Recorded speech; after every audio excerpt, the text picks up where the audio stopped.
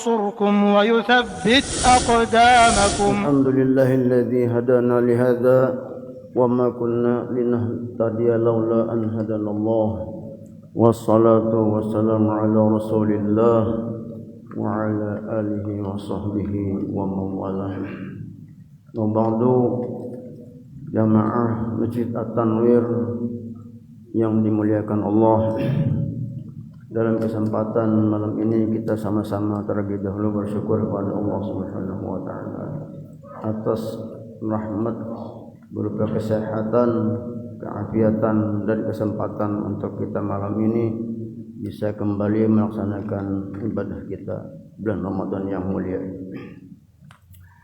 Di antara ayat-ayat yang telah ditetapkan Allah sebagai kewajiban untuk menunaikan puasa, terdapat 6 ayat di dalam surah Al-Baqarah dari ayat 183 sampai 188. Ayat kedua itu perintah Allah untuk menetapkan orang-orang yang boleh tidak berpuasa karena sesuatu dan lain hal. A'udzu billahi minasyaitonir rajim. Ayyaman ma'dudat faman kana minkum maridan aw 'ala safarin fa'iddatun min ayyamin ukhra wa 'alal ladzina yutiqunahu fidyatun ta'amu miskin faman tatawwa'a khairan fahuwa khairul lah wa an tasumu khairul lakum in kuntum ta'lamun. Itu bunyi ayat 184 surah Al-Baqarah, yaitu menyangkut masalah orang-orang yang boleh meninggalkan kewajiban puasa karena sesuatu dan lain sebab. Allah menjelaskan bahwa puasa itu beberapa hari yang telah ditentukan, ayyaman ma'dudat, yaitu sekitar 29 hari atau 30 hari. Faman kana minkum maridun aw 'ala safarin, siapa-siapa yang dalam keadaan sakit atau dalam keadaan safar, dalam perjalanan, fa'iddatun min ayyamin ukhra, hendaklah dia mengganti puasanya pada hari di luar Ramadan setelah dia sembuh atau setelah dia pulang dari perjalanan. Wa 'alal ladzina yutiqunahu fidyatun ta'amu miskin, dan atas orang-orang yang sangat berat untuk melaksanakan puasa, ta'amu miskin, hendaklah dia memberikan atau membayar, mengganti puasanya itu dengan membayar fidyah. Fidyah ini yang sering ditanyakan, apa itu fidyah dan bagaimana cara membayarnya. Wa man tatawwa'a khairan fa huwa khairul lah, dan siapa-siapa yang secara sukarela memberikan kebaikan itu lebih baik baginya. Wa antasumu khairul lakum in kuntum ta'lamun, dan puasa itu lebih baik bagimu ujar Allah jika kamu mengetahui. Ayat ini menjelaskan 3 macam orang-orang yang dapat dispensasi boleh untuk mengganti puasa di hari lain di luar Ramadan, atau juga boleh tidak berpuasa dengan membayar fidyah. Pertama, orang yang sakit atau maridun. Ini kondisinya sesuaikan dengan keadaan sakitnya. Au 'ala safarin, atau orang-orang dalam keadaan perjalanan, disesuaikan juga dengan kesulitan perjalanannya. Jadi kalau perjalanan modern sekarang karena mudah, kalau naik pesawat terbang saja dari sini ke Jakarta barangkali tidak perlu dia tidak berpuasa karena perjalanannya mudah. Kondisi ketiga, orang yang memang sehat tapi tidak mampu lagi puasa. Wa'alal ladzina yutiqunahu fidyatun ta'amu miskin, atas orang-orang yang sangat berat untuk melaksanakan puasa, maka dia berkewajiban memberikan fidyah. Fidyah itu berupa pengganti atau pembayaran, memberikan makanan kepada orang-orang miskin. untuk 1 hari tidak puasa, 1 kali memberikan makanan kepada orang miskin. Siapakah yang disebutkan dengan wa'alal ladzina yutiqunahu fidyah itu? Orang-orang yang memang berat untuk tidak melaksanakan puasa atas mereka. Di dalam tafsir-tafsir lama disebutkan bahwa orang-orang yang sangat berat untuk melaksanakan puasa itu, menurut pendapat sahabat Ibnu Abbas, ialah orang-orang tua atau lansia, orang tua renta yang sudah tidak berdaya lagi, maka dia tidak perlu puasa lagi. 1 hari dia tidak puasa, cukup dia membayar fidyah atau memberikan makanan kepada orang miskin. Termasuk wanita hamil dan menyusui. Wanita hamil dan menyusui. Ataupun orang yang sakit yang tidak diharapkan lagi kesembuhannya. Sakit menahun, kronis kan sekarang. Ini tafsir-tafsir lama. Di dalam tafsir-tafsir modern, termasuk dalam tafsir At-Tanwir yang disusun oleh tim penyusun tafsir dari Majelis Tarjih dan Tajdid Muhammadiyah, termasuk orang-orang yang sangat berat untuk tidak melaksanakan puasa ini ialah pekerja berat yang mereka itu memang penghasilannya sehari-hari cuma dari usaha pekerja berat itu, maka mereka pun digolongkan orang-orang yang cukup membayar fidyah saja. Karena kalau dia tidak bekerja, dia tidak memperoleh nafkah untuk anak dan istri. Seperti apa? Seperti buruh-buruh pelabuhan atau porter. Porter kan itu bahasanya. Nah, mereka harus bekerja di bulan puasa dengan membanting tulang.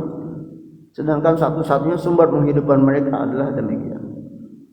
Pekerja-pekerja konstruksi bangunan yang harus memeras tenaga, naik turun dan sebagainya. Buruh-buruh tambang dan mereka pekerja-pekerja lain yang memang berat memerlukan tenaga, yang memang mereka disitulah mendapatkan penghasilan untuk kehidupan sehari-hari, karena di bulan puasa mereka juga harus bekerja. Tentu saja disesuaikan dengan keadaan mereka. Hadirin rahimakumullah. Mereka yang tidak berpuasa tersebut membayar fidyah dengan berupa makanan pokok. Kalau di Indonesia adalah nasi beras ya. Di luar negeri gandum, kurma. Termasuk di Indonesia sagu, jagung. 1 hari tidak berpuasa, mereka memberi makan 1 orang miskin 1 kali makan untuk 1 hari tidak berpuasa. Itu maksudnya membayar fidyah. Apabila ternyata mereka adalah orang fakir, miskin juga, maka mereka dibebaskan tidak membayar fidyah, karena Allah Subhanahu wa taala berfirman, la yukallifullahu nafsan illa wus'aha. Allah tidak membebani seseorang kecuali sejauh yang mampu dia laksanakan. Apa yang dibayarkan? Awak sudah tua, rengkot, lumpuh, duit kedada, ya sudah. Allah Maha Pengasih lagi Penyayang. Memang sekalian, yang sering ditanyakan bagaimana cara membayar fidyah itu. Menurut fatwa Majelis Tarjih dan Tajdid Muhammadiyah, pertama bahwa tidak ada keharusan membayar fidyah itu diecer hari-hari kada. Sehari kada puasa bayar, kada begitu. Boleh aja. Nah, boleh dibayar sekaligus sejak mulai tidak puasa sampai akhir Ramadan. Berapa hari? 30 hari kada puasa, bayarkan ke 30 harinya. Kepada siapa hendak dibagi-bagi boleh aja. Diberikan kepada seseorang saja boleh saja. Nah, boleh seluruh fidyah itu diberikan kepada 1 orang miskin saja, boleh. 30 hari kada puasa, berikan 30 hari kepadanya 1 orang saja, boleh. Atau diberikan berbentuk makanan, boleh. Sebab di situ ada kata ta'am. Ta'am itu makanan dalam bahasa Arab. Boleh diberikan 1 kali sehari kepada sejumlah orang miskin sesuai dengan jumlah hari tidak berpuasa.